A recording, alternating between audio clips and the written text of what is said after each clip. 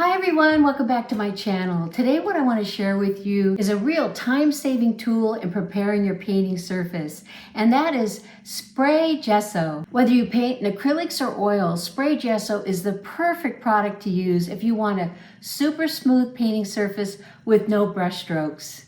I'm going to demonstrate in just a minute how I apply it to a raw wooden panel.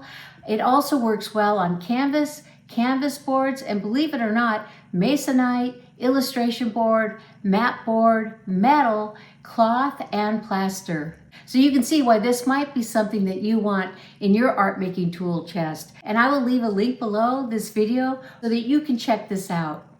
So you may be asking yourself, what is Spray Gesso? It works just like traditional gesso. It is a primer, acrylic based, in an aerosol form. You apply it in several light coats. It comes out in a very fine mist, and I'll be demonstrating in just a minute how I apply it to a raw wooden panel.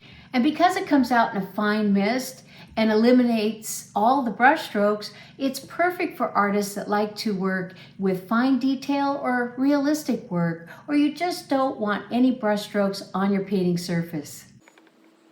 When using the Spray Gesso, you do want to be in a well-ventilated area, so I took it outside. You want to shake the can for a straight 2 minutes to make sure it's really well mixed, and then hold it 10 to 12 inches above the painting surface. You apply it in several light coats, and you wait 30 seconds before applying the next coat. The instructions on the can do say to shake the can again after about 1 minute of spraying time. So I just give it a good shake in between each coat, and I did apply 4 coats onto this wooden panel. The canvas panel only took a few coats. So here's the wooden panel. I think it turned out really good, and I will be using this in my next video. I'll be doing a charcoal drawing on this wooden panel, prepped with the Spray Gesso. So be sure to tune back in. Thank you so much for watching today.